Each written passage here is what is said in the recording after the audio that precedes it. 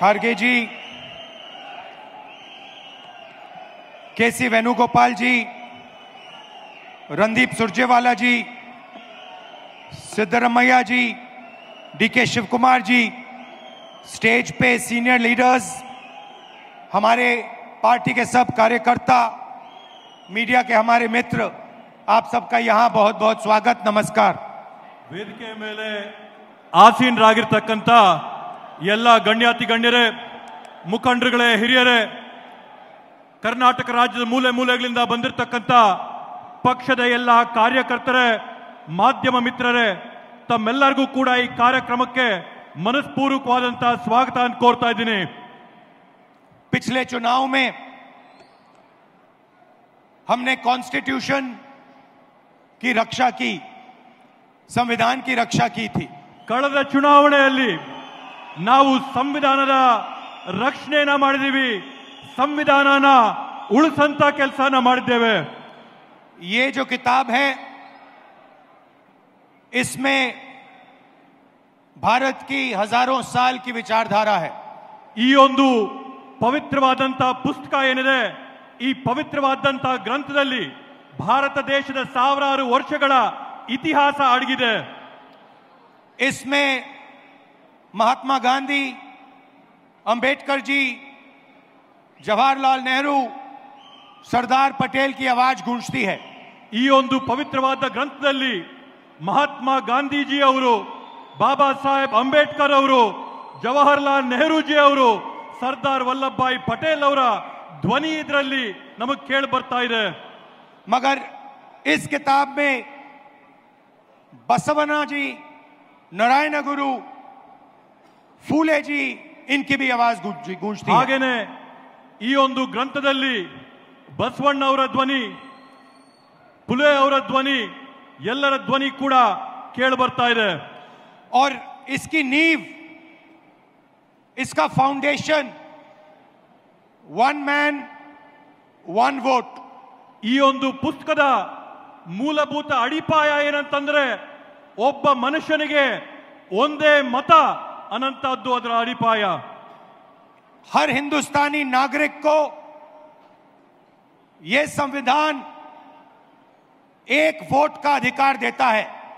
ಪ್ರತಿಯೊಬ್ಬ ಭಾರತೀಯ ಪ್ರಜೆಗೂ ಕೂಡ ಈ ಸಂವಿಧಾನ ಪುಸ್ತಕದ ಮುಖಾಂತರವಾಗಿ ಒಂದೇ ಒಂದು ಮತದ ಹಕ್ಕು ಎಲ್ಲರಿಗೂ ಕೂಡ ಕೊಡುವಂತದ್ದು। पिछले चुनाव में बीजेपी ने कहा, मोदी जी ने, इनके नेताओं ने इस पर आक्रमण किया। ಕಳೆದ ಚುನಾವಣೆಯಲ್ಲಿ ಬಿಜೆಪಿಯ ಮುಖಂಡರುಗಳು, ನರೇಂದ್ರ ಮೋದಿಜಿ ಅವರು, ಅವರ ಪಕ್ಷದ ಕಾರ್ಯಕರ್ತರು ಈ ಒಂದು ಪವಿತ್ರವಾದಂತಹ ಗ್ರಂಥದ ಮೇಲೆ ಬೇರೆ ಬೇರೆ ರೀತಿಯಾದಂತಹ ಪ್ರಹಾರಗಳನ್ನ ಮಾಡಿದ್ದಾರೆ।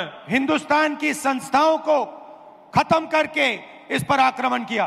ಭಾರತ ದೇಶದ ವಿವಿಧವಾದಂತಹ ಸಂಸ್ಥೆಗಳನ್ನ ಅದರ ಮೇಲೆ ಪ್ರಹಾರ ಮಾಡಿ ಈ ಒಂದು ಸಂವಿಧಾನನ ಮುಗಿಸಂತ ಷಡ್ಯಂತ್ರ ಪ್ರಯತ್ನ ಮಾಡಿದ್ರು। पिछले चुनाव में हमारे सामने एक सवाल उठा। ಕಳೆದ ಚುನಾವಣೆಯಲ್ಲಿ ನಮ್ಮೆಲ್ಲರ ಮುಂದೆ ಒಂದು ಪ್ರಶ್ನೆ ಉದ್ಭವಿಸಿತು। लोकसभा का चुनाव हुआ, उसके बाद महाराष्ट्र का चुनाव होता है। ಲೋಕಸಭೆಯ ಒಂದು ಚುನಾವಣೆ ಆಯಿತು, ಆ ಲೋಕಸಭೆಯ ಚುನಾವಣೆಯ ಬೆನ್ನಲ್ಲೇನೆ ಮಹಾರಾಷ್ಟ್ರ ರಾಜ್ಯದಲ್ಲಿ ಅಲ್ಲಿನ ವಿಧಾನಸಭೆಯ ಚುನಾವಣೆ ಆಯಿತು। लोकसभा में हमारा गठबंधन महाराष्ट्र के चुनाव को जीतता है। ಮಹಾರಾಷ್ಟ್ರದ ಲೋಕಸಭೆಯ ಚುನಾವಣೆಯಲ್ಲಿ ನಮ್ಮ ಇಂಡಿಯಾ ಮೈತ್ರಿಕೂಟ ಅಲ್ಲಿರ್ತಕ್ಕಂಥ ಚುನಾವಣೆಯಲ್ಲಿ ಜಯನ ಸಾಧಿಸುತ್ತೆ। और फिर 4 महीने बाद बीजेपी महाराष्ट्र में विधानसभा जीतती है। ಅದಾದ ನಂತರ ಕೇವಲ 4 ತಿಂಗಳೊಳಗೆ ಬಿಜೆಪಿಯಲ್ಲಿ ವಿಧಾನಸಭೆಯ ಚುನಾವಣೆಯಲ್ಲಿ ಗೆಲುವನ್ನ ಸಾಧಿಸುತ್ತೆ। आश्चर्यजनक नतीजा था। ಇವತ್ತು ಅದರ ಪರಿಣಾಮ ಏನಾಗಿದೆ? हमने पता लगाया तो पता लगा कि 1 करोड़ नए वोटरों ने वोट किया विधानसभा में। ಇವತ್ತು ನಾವು ಆ ಒಂದು ಫಲಿತಾಂಶದಲ್ಲಿ ಪತ್ತೆ ಹಚ್ಚಿದ್ದೇನಂತಂದ್ರೆ ವಿಧಾನಸಭೆಯ ಚುನಾವಣೆಯಲ್ಲಿ ಹೊಸದಾಗಿ 1 ಕೋಟಿ ಜನ मतदान ಮಾಡಿದ್ದಾರೆ ಅಂತ ಹೇಳಿ 1 करोड़ नए लोग जिन्होंने लोकसभा में अपना वोट नहीं डाला था जादू से ये विधानसभा में वोट डालने निकल आए। 1 ಕೋಟಿ ಜನ ಲೋಕಸಭೆಯ ಚುನಾವಣೆಯಲ್ಲಿ ಯಾರು ಮತ ಹಾಕಿರ್ಲಿಲ್ವೋ ಆ ಜನ 1 ಕೋಟಿ ಜನ ಹೊಸದಾಗಿ ಮಹಾರಾಷ್ಟ್ರದಲ್ಲಿ ನಡೆದಂತ ವಿಧಾನ ಪರಿಷತ್ತಿನ ಚುನಾವಣೆಯಲ್ಲಿ मतदान ಮಾಡಿರತಕ್ಕಂತದ್ದನ್ನ ನಾವು ಗಮನಿಸಿದ್ದೇವೆ। और जहां भी ये नए वोटर आए वहां पर बीजेपी चुनाव जीती। ಅದರ ನೇರವಾದಂತ ಪ್ರತಿಫಲ ಏನಾಗುತ್ತಂತಂದ್ರೆ ಆ ಚುನಾವಣೆಯಲ್ಲಿ ಬಿಜೆಪಿ ಪಕ್ಷ ಜಯನ ಸಾಧಿಸುತ್ತೆ। हमारे गठबंधन के वोट कम नहीं हुए। ನಮ್ಮ ಒಂದು ಮೈತ್ರಿಯ ಫಲಿತಾಂಶದಲ್ಲಿ ನಮ್ಮ ಮತಗಳ ಸಂಖ್ಯೆಯಲ್ಲಿ ಯಾವುದೇ ಒಂದು ಚೂರು ಕೂಡ ಕಡಿಮೆ ಆಗಿಲ್ಲ। जितने हमें लोकसभा में मिले उतने ही हमें विधानसभा में मिले। ನಮಗೆ ಲೋಕಸಭೆಯ ಚುನಾವಣೆಯಲ್ಲಿ ಎಷ್ಟು ಮತಗಳು ನಮಗೆ ಸಿಕ್ಕಿತ್ತೋ ವಿಧಾನಸಭೆಯ ಚುನಾವಣೆಯಲ್ಲಿ ಕೂಡ ನಮಗೆ ಅಷ್ಟೇ ಮತ ಸಿಕ್ತು। और सारे के सारे जो वोटर बढ़ाए गए वो बीजेपी के खाते में गए। ಆದ್ರೆ ಹೊಸದಾಗಿ ಏನು ಮತಗಳನ್ನ ಪಟ್ಟಿಗೆ ಸೇರಿಸಿದ್ರೋ ಆ ಎಲ್ಲಾ ಮತಗಳು ಕೂಡ ಬಿಜೆಪಿ ಪಕ್ಷದ ತೆಕ್ಕೆಗೆ ಹೋದಂತಾಗಿದೆ। उस दिन हमने डिसाइड किया कि कुछ ना कुछ दाल में काला है। ಆವತ್ತು ನಾವು ತೀರ್ಮಾನ ಮಾಡಿದ್ವಿ ಈ ಒಂದು ಚುನಾವಣೆಯ ಪ್ರಕ್ರಿಯೆಯಲ್ಲಿ ಏನೋ ಒಂದು ಸಂದೇಹಾಸ್ಪದವಾದಂತ ವಿಷಯ ಇದೆ ಅಂತ ಹೇಳಿ। कर्नाटक में हमारी जो सर्वेस थी, हमारी जो पोलिंग थी, हमें 16, 15 या 16 सीट दे रही थी। ನಮಗೆ ಕರ್ನಾಟಕ ರಾಜ್ಯದಲ್ಲಿ ಲೋಕಸಭೆಯ ಚುನಾವಣೆಯ ಸಂದರ್ಭದಲ್ಲಿ ನಾವು ನಡೆಸಿದಂತ ಆಂತರಿಕವಾದಂತ ಸಮೀಕ್ಷೆಯಲ್ಲಿ ಖಚಿತವಾಗಿ ನಮಗೆ 15 ರಿಂದ 16 सीट ಬಂದೇ ಬರುತ್ತೆ ಅಂತ ವಿಶ್ವಾಸ ನಮಗಿತ್ತು। हमारी पोलिंग के मुताबिक 16 सीटों में हम आगे थे, हमें जीतना था। ನಮ್ಮ ಒಂದು ಆಂತರಿಕ ಸಮೀಕ್ಷೆ ಸ್ಪಷ್ಟವಾಗಿ ನಮಗೆ ಹೇಳ್ತು ಕರ್ನಾಟಕ ರಾಜ್ಯದಲ್ಲಿ 16 ಲೋಕಸಭೆ ಸೀಟ್ಗಳನ್ನ ನಾವು ಗೆಲ್ಲೇಬೇಕಂತ ಹೇಳಿ। और हम जीते 9 में। ಆದ್ರೆ ನಮಗೆ ಫಲಿತಾಂಶ ಸಿಕ್ಕಿದಾಗ 9 ಗೆಲುವಾಗಿದ್ದು। तो हमने सवाल पूछने शुरू किए। ಆಗ ನಾವು ಪ್ರಶ್ನೆ ಮಾಡಕ್ಕೆ ಪ್ರಾರಂಭ ಮಾಡಿದ್ವಿ, क्या सचमुच हम ये सीटें हारे थे? ನಾವು ಎಲ್ಲ ಈ ರೀತಿಯಾದಂತ ಚುನಾವಣೆಗಳು ಈ ಕಾರಣದಿಂದಾನೇ ನಾವು ಸೋತಿದ್ದ। चुनाव आयोग से हम वोटर लिस्ट मांगते थे, electronic soft copy voter list की मांगते थे, वो मना कर देते। ನಾವು ಚುನಾವಣೆ ಆಯೋಗದಲ್ಲಿ ಮನವಿ ಮಾಡ್ತಾ ಇದ್ವಿ, ನಮಗೆ ಡಿಜಿಟಲ್ ಕಾಪಿ ಕೊಡ್ರಿ ನಮ್ಮ ಮತದಾರರ ಪಟ್ಟಿ ಅಂತ ಹೇಳಿ ಮನವಿ ಮಾಡಿದಂತ ಸಂದರ್ಭದಲ್ಲಿ ಯಾವಾಗಲೂ ಕೂಡ ಚುನಾವಣೆ ಆಯೋಗ ಆ ಮನವಿನ ನಿರಾಕಾರ ಮಾಡ್ತಾ ಇತ್ತು। वीडियोग्राफी मांगी, उन्होंने नहीं दी और फिर कानून बदल दिया। ಅಂಕಿಯ ಮತದಾರರ ಪಟ್ಟಿನ ನಾವು ಮನವಿ ಮಾಡಿದ್ರೆ ಅದನ್ನ ನಿರಾಕಾರ ಮಾಡಿ ಅದನ್ನ ಬದಲಾಯಿಸಿಬಿಟ್ಟಿದ್ದಾರೆ। और फिर कहा कि 45 दिन के अंदर 45 दिन के बाद वीडियोग्राफी को रद्द खत्म कर देना चाहिए, डिस्ट्रॉय कर देना चाहिए। ಅದ್ರ ಜೊತೆಗೆ ಹೊಸ ಆದೇಶನ ಹೊರಡಿಸಿ ಚುನಾವಣಾ ಮತಗಟ್ಟೆಗಳಲ್ಲಿ ರೆಕಾರ್ಡಿಂಗ್ ಆದಂತ ವಿಡಿಯೋನ 45 ದಿನದ ಒಳಗಡೆ ಹಳಸಂತ ಕುತಂತ್ರನ ಮಾಡಿದ್ದಾರೆ। तो एक लोकसभा में हमने अपनी एनालिसिस शुरू की। ಆದ್ರಿಂದ ನಾವು ಒಂದು ಲೋಕಸಭಾ ಕ್ಷೇತ್ರದಿಂದ ನಮ್ಮ ವಿಶ್ಲೇಷಣೆನ ನಾವು ಪ್ರಾರಂಭ ಮಾಡಿದ್ವಿ। बेंगलोर सेंट्रल की लोकसभा और उसमें हमने एक विधानसभा चुनी, महादेवापुरा। ಬೆಂಗಳೂರು ಕೇಂದ್ರ ಬ್ಯಾಂಗ್ಳೂರ್ ಸೆಂಟ್ರಲಿನ ಲೋಕಸಭೆ ಕ್ಷೇತ್ರದಲ್ಲಿ ಒಂದು ವಿಧಾನಸಭೆಯ ಕ್ಷೇತ್ರವಾದಂತ ಮಹದೇವಪುರ ಕ್ಷೇತ್ರದ ಫಲಿತಾಂಶನ ನಾವು ವಿಶ್ಲೇಷಣೆ ಮಾಡಿದ್ವಿ। और आपने मेरा कल प्रेस कॉन्फ्रेंस देखा होगा, उसमें हमने 100% साबित कर दिया है कि इलेक्शन कमीशन और बीजेपी ने मिलकर आपसे कर्नाटका से लोकसभा चुराई है। ನೀವು ನಿನ್ನೆ ನಾನು ಮಾಡಿದಂತ ಪತ್ರಿಕಾಗೋಷ್ಠಿಯಲ್ಲಿ ನೋಡಿರಬಹುದು, ನಾವು ಆ ಪತ್ರಿಕಾಗೋಷ್ಠಿಯಲ್ಲಿ 100ಕ್ಕೆ 100 ಸಾಬೀತು ಮಾಡಿದೀವಿ ಚುನಾವಣೆ ಆಯೋಗ ಮತ್ತೆ ಬಿಜೆಪಿ ಪಕ್ಷ ಸೇರ್ಕೊಂಡು ಈ ಚುನಾವಣೆಯಲ್ಲಿ ಮಾಡಿರ್ತಕ್ಕಂತ ಮೋಸನ। महादेवापुरा में 6.5 लाख वोट हैं असेंबली में। ಮಹದೇವಪುರ ಮತಕ್ಷೇತ್ರದಲ್ಲಿ 6.5 ಲಕ್ಷ ಮತಗಳಿವೆ और उसमें से 1,250,000 वोट चोरी किए गए हैं। ಅದರಲ್ಲಿ 1,250,000 ಮತಗಳನ್ನ ಇವತ್ತು ಮತಗಳ್ಳತನ ಆಗಿದೆ ಅಂತ ಹೇಳಿ ಘಂಟಾಘೋಷವಾಗಿ ಹೇಳ್ತೀನಿ। मतलब 6 में से 1 वोट इन्होंने चोरी किया है। ಅದರ ಅರ್ಥ ಏನಂತಂದ್ರೆ 6 ಮತಗಳಲ್ಲಿ 1 ಮತನ ಇವ್ರು ಕಳ್ತನ ಮಾಡಿದಾರೆ ಅಂತ ಹೇಳಿ। 5 तरीके से चोरी की गई है। 5 ವಿಧಗಳಲ್ಲಿ ಈ ಮತಗಳ ಕಳ್ತನ ಆಗಿದೆ। डुप्लीकेट वोटर मतलब एक वोटर अनेक बार वोटिंग कर रहा है।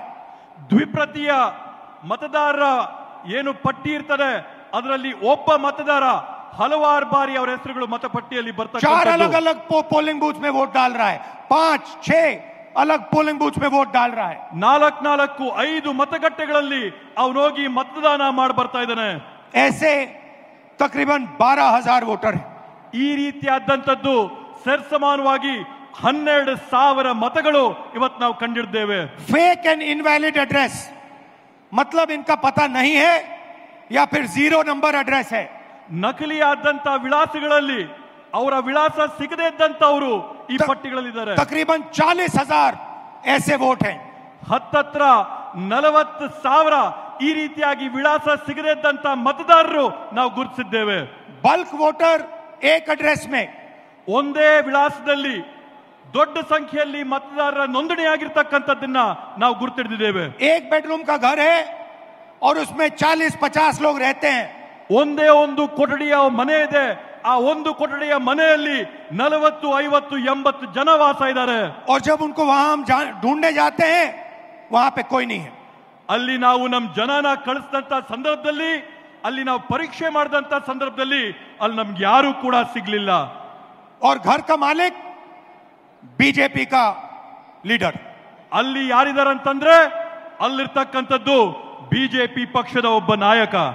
इनवैलिड फोटोज 4,000 वोट्स जिसमें फोटो है ही नहीं या इतनी छोटी फोटो है कि दिखाई नहीं देती।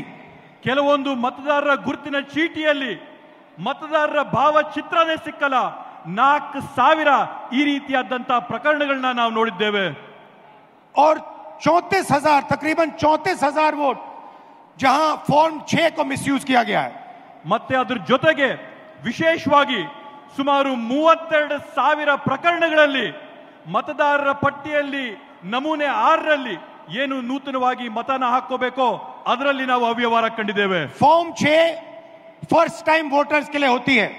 ನಮೂನೆ 6 ಏನಿರುತ್ತೆ ಚುನಾವಣೆಯ ಪ್ರಕ್ರಿಯೆಯಲ್ಲಿ ಅದು ನೂತನವಾಗಿ ಮತದಾನ ಮಾಡೋರ್ಗೋಸ್ಕರ ಮೀಸಲು ಮಾಡಿರ್ತಕ್ಕಂಥ ನಮೂನೆ। 34,000 ऐसे लोग हैं जिनकी आयु किसी की 90 साल, किसी की 80, 81, 82। 34,000 ಈ ರೀತಿಯಾದಂತ ಜನ ಇದ್ದಾರೆ ಯಾರ ವಯಸ್ಸು 95 ವರ್ಷ ಆಗಿದೆ, 90 ವರ್ಷ ಆಗಿದೆ, 85 ವರ್ಷ ಆಗಿದೆ। ಈ ರೀತಿಯಾದಂತ 34,000 ಜನ ಅಲ್ಲಿದ್ದಾರೆ। इस प्रकार से 1 लाख वोट इलेक्शन कमीशन और बीजेपी ने चोरी किया है। ಈ ರೀತಿಯಲ್ಲಿ ಈ ಮಾದರಿಯಲ್ಲಿ ಬಿಜೆಪಿ ಪಕ್ಷ ಮತ್ತೆ ಚುನಾವಣೆ ಆಯೋಗ 1 ಲಕ್ಷ ಮತಗಳ ಕಳ್ತನನ ಮಾಡಿರ್ತಕ್ಕಂಥದ್ದು ನಾವು ನೋಡಿದ್ದೇವೆ। डुप्लीकेट वोटर्स में एक व्यक्ति कर्नाटक में वोट देता है, उसके बाद उत्तर प्रदेश में वोट देता है।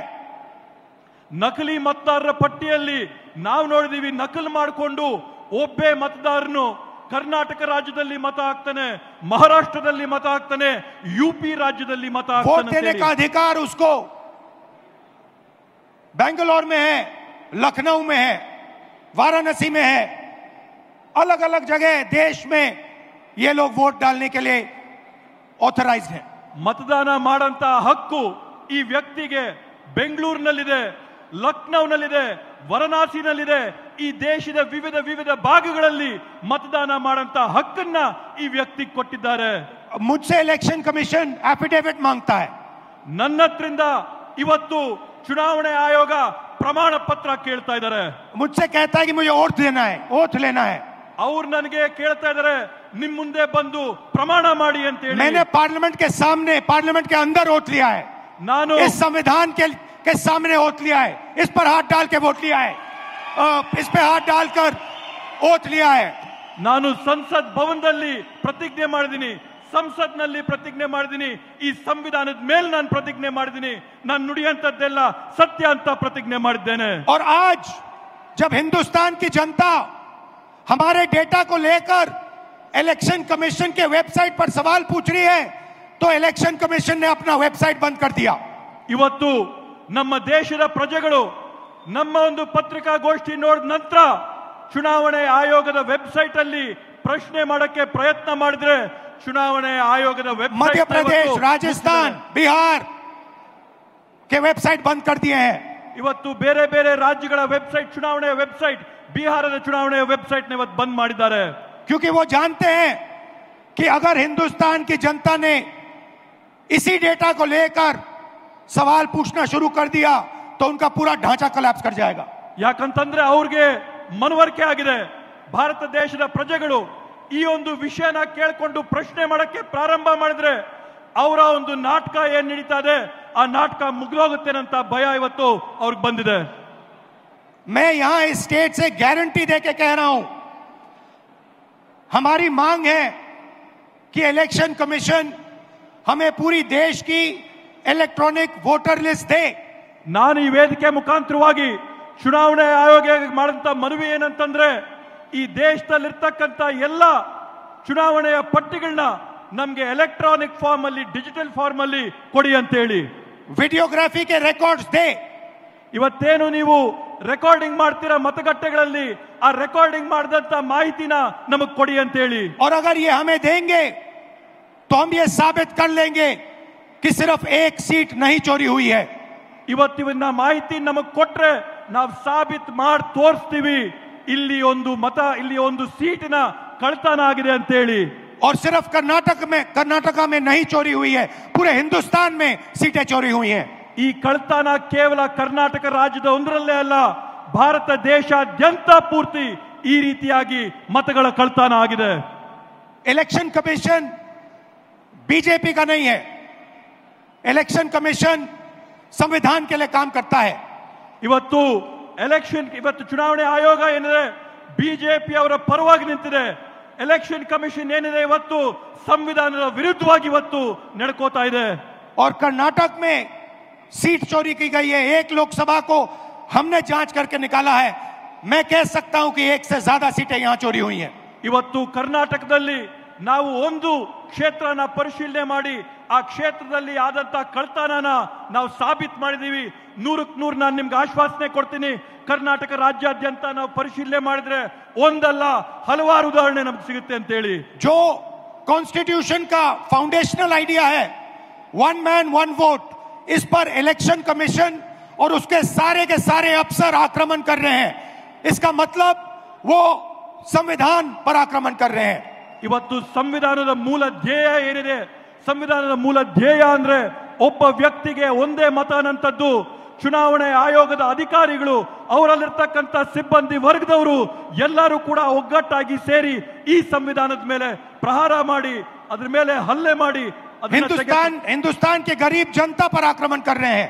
ಕರ್ನಾಟಕ ರಾಜ್ಯದ, ಭಾರತ ದೇಶದ ಬಡ ಜನರ ಮೇಲೆ ಆಕ್ರಮಣ ಮಾಡ್ತಾ ಇದ್ದಾರೆ। और मैं उनसे कहना चाहता हूं, अगर आप सोच रहे हो कि आप इस पर आक्रमण करके बचोगे तो फिर से सोचो। ನಾನು ಅವರೆಲ್ಲರಿಗೂ ಕೂಡ ಸ್ಪಷ್ಟವಾಗಿ ಒಂದು ಮಾತಾಡಕ್ಕೆ ಬಯಸ್ತೇನೆ, ನೀವು ಈ ಸಂವಿಧಾನದ ಮೇಲೆ ಪ್ರಹಾರ ಮಾಡಿ ನೀವು ಯಶಸ್ವಿ ಆಗ್ತೀರಾ ಅಂತಂದ್ರೆ ತಾವು ಮತ್ತೊಮ್ಮೆ ಆಲೋಚನೆ ಮಾಡಬೇಕು ಅಂತ ಒಂದು ವಾರ್ನಿಂಗ್ ನಿಮಗೆ ಕೊಡ್ತೀನಿ। टाइम लगेगा मगर हम आपको पकड़ेंगे।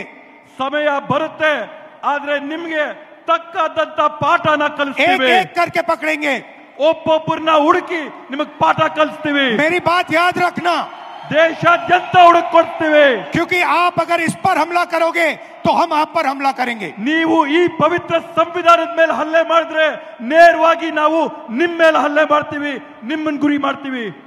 ये हिंदुस्तान की आवाज है। ಈ ಒಂದು ಪವಿತ್ರವಾದಂತ ಗ್ರಂಥ ಈ ದೇಶದ ಧ್ವನಿ।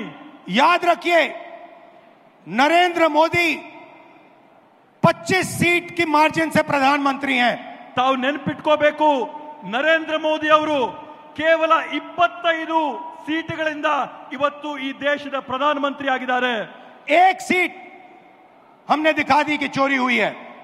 ಒಂದು ಸೀಟ್ನ ನಾವು ಸಾಬೀತು ಮಾಡಿ ತೋರಿಸಿದೀವಿ ಕಳ್ತನ ಆಗಿದೆ ಆ ಸೀಟಲ್ಲಿ ಅಂತ ಹೇಳಿ।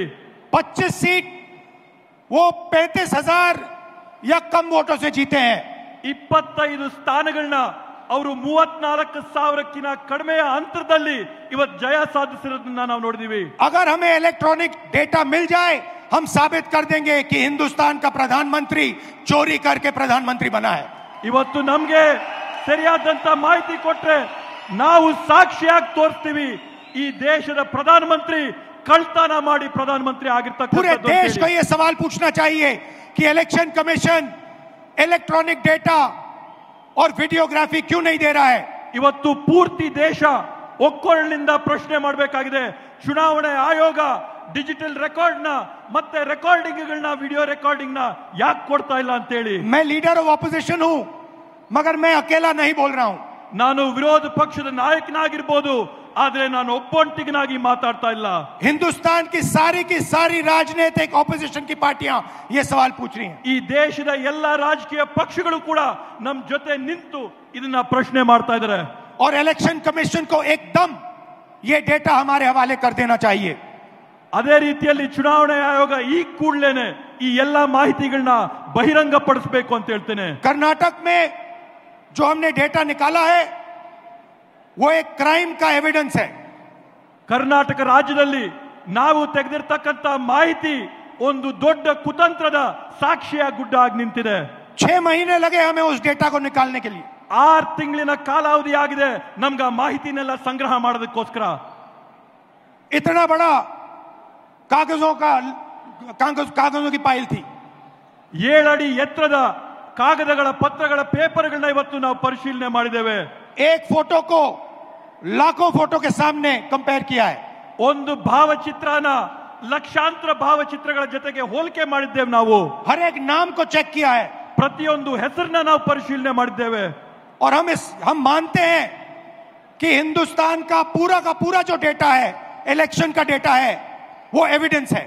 ಇವತ್ತು ನಾವು ಹೇಳ್ತೀವಿ ಭಾರತ ದೇಶದಲ್ಲಿ ನಡೆದಿರ್ತಕ್ಕಂಥ ಚುನಾವಣೆಗಳಲ್ಲಿ ಇರ್ತಕ್ಕಂಥ ಮತಪಟ್ಟಿಗಳು ಇದಕ್ಕೆ ಸಾಕ್ಷಿಯಾಗಿವೆ ಪ್ರತಿಯೊಂದು ಈ ಮತಗಳ। और अगर उसको किसी ने डिस्ट्रॉय किया तो वो एविडेंस को डिस्ट्रॉय कर रहा है।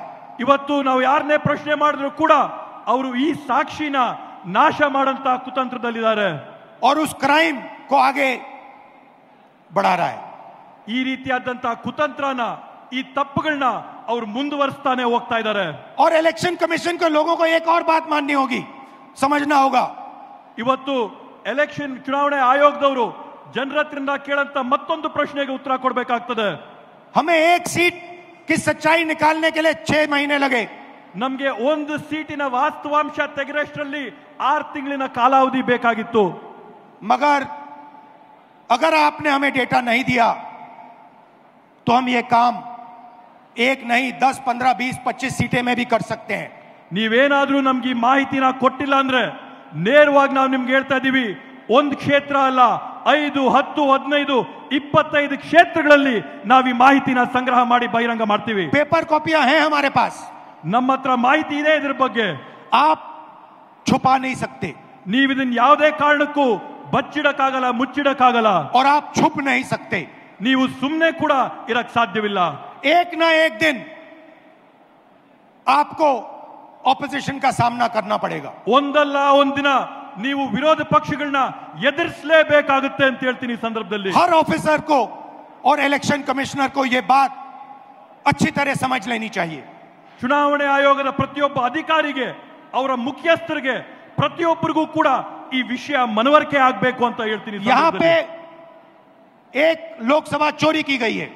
ಇಲ್ಲೇ ಒಂದು ಚುನಾವಣೆಯ ಫಲಿತಾಂಶನ ಕಳ್ತನ ಮಾಡಿದಂತಾಗಿದೆ। ये एक क्रिमिनल एक्ट है, कर्नाटक की जनता के खिलाफ एक क्रिमिनल एक्ट है। ಇದು ಕರ್ನಾಟಕ ರಾಜ್ಯದ ಜನತೆಯ ವಿರುದ್ಧವಾಗಿ ಇದೊಂದು ದೊಡ್ಡ ಅಪರಾಧವಾಗಿ ನಿಂತಿದೆ। ಅಪರಾಧ ಮಾಡಿದ್ದಾರೆ ಇವತ್ತು ಕರ್ನಾಟಕದ ವಿರುದ್ಧವಾಗಿ। कर्नाटका की सरकार को इस क्राइम का इन्वेस्टिगेशन करना चाहिए और एक्शन लिया जाना चाहिए। ಕರ್ನಾಟಕ ರಾಜ್ಯ ಸರ್ಕಾರ ಈ ಒಂದು ಅಪರಾಧದ ವಿರುದ್ಧವಾಗಿ ತನಿಖೆ ನಡೆಸಬೇಕು, ಜನಕ್ಕೆ ನ್ಯಾಯ ಕೊಡಿಸಬೇಕು ಅಂತ ಈ ಸಂದರ್ಭದಲ್ಲಿ ಹೇಳ್ತೇನೆ। ये जो इलेक्शन कमीशन के ऑफिसर्स हैं जिन्होंने 1000, 10,000, 15,000 लोगों को, फेक लोगों को वोटर लिस्ट में डाला है, इनसे सवाल पूछना चाहिए। ಇವತ್ತು ಯಾವ ಚುನಾವಣೆ ಅಧಿಕಾರಿಗಳಿದ್ದಾರೆ, ಯಾರು ಸೇರ್ಕೊಂಡು 5,000, 10,000, 15,000 ಮತಗಳನ್ನ ಇವತ್ತು ಮತದಾರರ ಪಟ್ಟಿಗೆ ಸೇರಿಸಿದ್ದಾರೆ, ಅವರೆಲ್ಲರನ್ನೂ ಕೂಡ ಇವತ್ತು ಪ್ರಶ್ನೆ ಮಾಡಬೇಕಾಗಿದೆ। और महादेवापुरा की सच्चाई निकालनी चाहिए। ಮತ್ತೆ ಮಹದೇವಪುರ ಚುನಾವಣೆಯಲ್ಲಿ ನಡೆದಂತ ವಾಸ್ತವಾಂಶನ ಹೊರಗೆ ತೆಗಿಬೇಕಾಗಿದೆ। मैं आप सबका दिल से धन्यवाद करता हूं कि आप कांग्रेस पार्टी के कार्यकर्ता जिनके खून में इस संविधान का डीएनए ನಾನು ಮತ್ತೊಮ್ಮೆ ತಮ್ಮೆಲ್ಲರಿಗೂ ಕೂಡ ಮನಸ್ಪೂರ್ವಕವಾದಂತಹ ಧನ್ಯವಾದ ಹೇಳಕ್ ಬಯಸ್ತೇನೆ. ಕಾಂಗ್ರೆಸ್ ಪಕ್ಷದ ಕಾರ್ಯಕರ್ತರಾದಂತಹ ತಾವೆಲ್ಲರೂ ಕೂಡ ತಮ್ಮ ರಕ್ತ ಧನ್ಯವಾದ ಹೇಳಕ್ ಬಯಸ್ತೇನೆ. ಕಾಂಗ್ರೆಸ್ ಪಕ್ಷದ ಕಾರ್ಯಕರ್ತರಾದ ನಾನು ಮತ್ತೊಮ್ಮೆ ತಮ್ಮೆಲ್ಲರಿಗೂ ಕೂಡ ಮನಸ್ಪೂರ್ವಕವಾದಂತಹ ಧನ್ಯವಾದ ಹೇಳಕ್ ಬಯಸ್ತೇನೆ. ಕಾಂಗ್ರೆಸ್ ಪಕ್ಷದ ಕಾರ್ಯಕರ್ತರಾದಂತಹ ತಾವೆಲ್ಲರೂ ಕೂಡ ತಮ್ಮ ರಕ್ತಗತವಾಗಿ ರಕ್ತದಲ್ಲಿ संविधान डीएनए तम्मेಲ್ಲರಲ್ಲಿ ಕೂಡ ಇದೆ ಅಂತ ಹೇಳಿ आपको याद होगा कि कर्नाटका की सरकार चोरी की गई थी. ತಮಗೂ ಕೂಡ ನೆನಪಿರಬಹುದು ಈ ಹಿಂದೆ ಕರ್ನಾಟಕ ರಾಜ್ಯದ ಸರ್ಕಾರನ ಕೂಡ ಕಳ್ತನ ಮಾಡಿದಂತದ್ದು. पैसा देकर चोरी की गई थी. ಕಾಸುಗಳನ್ನ ಕೊಟ್ಟು ಹಣ ಕೊಟ್ಟು ಸರ್ಕಾರ ಕಳ್ತನ ಆಯಿತು. और मैं आपसे अब कह रहा हूं 100% सबूत के साथ कि लोकसभा में भी आपसे चोरी की गई है. ನಾನು ಮತ್ತೊಮ್ಮೆ ತಮಗೆ ಹೇಳ್ತಾ ಇದ್ದೀನಿ, 100ಕ್ಕೆ 100 ವಿಶ್ವಾಸದೊಂದಿಗೆ ಹೇಳ್ತಾ ಇದ್ದೀನಿ, ಸಾಕ್ಷಿ ಆಧಾರದ ಜೊತೆ ಹೇಳ್ತಾ ಇದ್ದೀನಿ, ಲೋಕಸಭೆಯ ಚುನಾವಣೆ ಕೂಡ ಕಳ್ತನ ಆಗಿದೆ ಅಂತ ಹೇಳಿ. बीजेपी की विचारधारा इस संविधान के खिलाफ है. ಬಿಜೆಪಿ ಅವರ ತತ್ವ ಸಿದ್ಧಾಂತ ಈ ಸಂವಿಧಾನದ ವಿರೋಧವಾಗಿದೆ. और ये हिंदुस्तान के गरीब लोगों का, किसानों का, मजदूरों का, छोटे व्यापारियों का हथियार है. ಇವತ್ತು ಈ ಸಂವಿಧಾನ ಈ ದೇಶದಲ್ಲಿರ್ತಕ್ಕಂಥ ಬಡವರು, ಕಾರ್ಮಿಕರು, ರೈತರು, ಕೂಲಿ ವರ್ಗದವರು ಇವರೆಲ್ಲರ ರಕ್ಷಣೆಗಿರ್ತಕ್ಕಂಥದ್ದು ಈ ಒಂದು ಪವಿತ್ರ ಪುಸ್ತಕ ಮಾತ್ರ. और हर कांग्रेस पार्टी का कार्यकर्ता और नेता इसकी रक्षा करेगा. ಮತ್ತೆ ಪ್ರತಿ ಕಾಂಗ್ರೆಸ್ ಪಕ್ಷದ ನಾಯಕರುಗಳು, ಮುಖಂಡರುಗಳು, ಕಾರ್ಯಕರ್ತರು ತಾವೆಲ್ಲರೂ ಕೂಡ ಇದರ ರಕ್ಷಣೆಯನ್ನ ಮಾಡಬೇಕು ಅಂತ ಮನವಿ ಮಾಡ್ತೀನಿ. और इलेक्शन कमीशन को एकदम हिंदुस्तान की सारी इलेक्ट्रॉनिक वोटर लिस्ट पिछले 10 साल की हमें दे देनी चाहिए. ಚುನಾವಣೆ ಆಯೋಗ ಇವತ್ತು ಈ ದೇಶದಲ್ಲಿ ನಡೆದಂತ ಕಳೆದ 10 ವರ್ಷದ ಚುನಾವಣೆಗಳ ಮತದಾರರ ಪಟ್ಟಿನ ಈ ಕೂಡಲೇ ಬಿಡುಗಡೆ ಮಾಡಬೇಕು ಅಂತ ಆಗ್ರಹ ಮಾಡ್ತೇವೆ. और वीडियोग्राफी भी दे देनी चाहिए. ಅದರ ಜೊತೆಗೆ ಮತಗಟ್ಟೆಗಳಲ್ಲಿ ಮಾಡುವಂತ ವಿಡಿಯೋ ರೆಕಾರ್ಡಿಂಗ್ ಕೂಡ ಬಹಿರಂಗಪಡಿಸಬೇಕು ಅಂತ ಹೇಳ್ತೇವೆ. और अगर ये नहीं देंगे तो वो एक क्राइम को छुपा रहे हैं. ಇವರೇನಾದ್ರೂ ಈ ಮಾಹಿತಿನ ಹಂಚಿಲ್ಲ ಅಂತಂದ್ರೆ ಇವರೊಂದು ದೊಡ್ಡ ಅಪರಾಧನ ಬಚ್ಚಿಡ್ತಾ ಇದ್ದಾರೆ ಅಂತ ಆಗುತ್ತೆ. और बीजेपी को इलेक्शन चोरी करने की मदद कर रहे हैं. ಮತ್ತೆ ಅದರ ಜೊತೆಗೆ ಚುನಾವಣೆ ಆಯೋಗ ಬಿಜೆಪಿ ಪಕ್ಷಕ್ಕೆ ಚುನಾವಣೆಯ ಮತಗಳ್ಳತನ ಮಾಡೋದಕ್ಕೆ ಸಹಕಾರ ಕೊಡ್ತಾ ಇದೆ ಅಂತ ಆಗುತ್ತೆ. जय संविधान, जय हिंद, जय संविधान.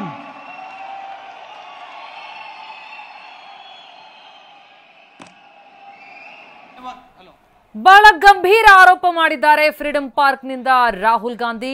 ಕರ್ನಾಟಕ ಲೋಕಸಭಾ ಚುನಾವಣೆಯಲ್ಲಿ ಮತಗಳ್ಳತನ ಆಗಿದೆ. ಕರ್ನಾಟಕ ಅಷ್ಟೇ ಅಲ್ಲ, ದೇಶದ ಹಲವು ಕಡೆಗಳಲ್ಲಿ ಈ ರೀತಿ ಮತಗಳ್ಳತನ ಆಗಿದೆ. ಒಂದು ಕ್ಷೇತ್ರ ಪರಿಶೀಲನೆ ಮಾಡಿದಾಗ ಈ ಮತಗಳ್ಳತನ ಬಯಲಾಗಿದ್ದು ಮಾತ್ರ ಅಂತ ರಾಹುಲ್ ಆರೋಪಿಸಿದ್ದಾರೆ. ಜೊತೆಗೆ ದಾಖಲೆಗಳನ್ನ ಸಂಗ್ರಹಿಸುವುದು ಅಂತಂದ್ರೆ ಬಹಳ ದೊಡ್ಡ ಸವಾಲಾಗಿದೆ. ನಾವು ಒಂದು ದಾಖಲೆಯನ್ನು ಪರಿಶೀಲಿಸಲಿಕ್ಕೆ ನಮಗೆ 7-8 ತಿಂಗಳು ಬೇಕಾಯಿತು. ಸ್ಪಷ್ಟವಾಗಿ ನಮಗೆಲ್ಲವೂ ಕೂಡ ಸಿಗ್ತಾ ಇಲ್ಲ. ಸಂವಿಧಾನದ ಮೇಲೆ ಪ್ರಹಾರ ಮಾಡಿ ನೀವು ಪಾರಾಗೋದಕ್ಕೆ ಆಗಲ್ಲ ಅಂತಲೂ ಕೂಡ ಆರೋಪಿಸಿದ್ದಾರೆ. ಜೊತೆಗೆ ರಾಹುಲ್ ಸಮಯ ಬರುತ್ತೆ ನಿಮಗೆ ತಕ್ಕ ಪಾಠ ಕಲಿಸ್ತೇವೆ ಅಂತ ಬಿಜೆಪಿಯ ವಿರುದ್ಧ ಗುಡುಗಿದ್ದಾರೆ. ಪ್ರತಿ ಭಾರತೀಯ ಪ್ರಜೆಗೂ ವೋಟಿನ ಹಕ್ಕನ್ನು ಕೊಡಲಾಗಿದೆ, ಆದರೆ ಒಬ್ಬರಿಗೆ ಒಂದು ವೋಟು ಮಾತ್ರ ಅಂತ ರಾಹುಲ್ ಮಾತನಾಡಿದ್ರು. ಮತಗಳ್ಳತನದ ವಿರುದ್ಧ ಹೋರಾಟ ರಾಹುಲ್ ಮಾತನಾಡಿದ್ರು, ಕಿಡಿಕಾರಿದ್ದಾರೆ ಬಿಜೆಪಿ ವಿರುದ್ಧ, ಆಯೋಗದ ವಿರುದ್ಧ.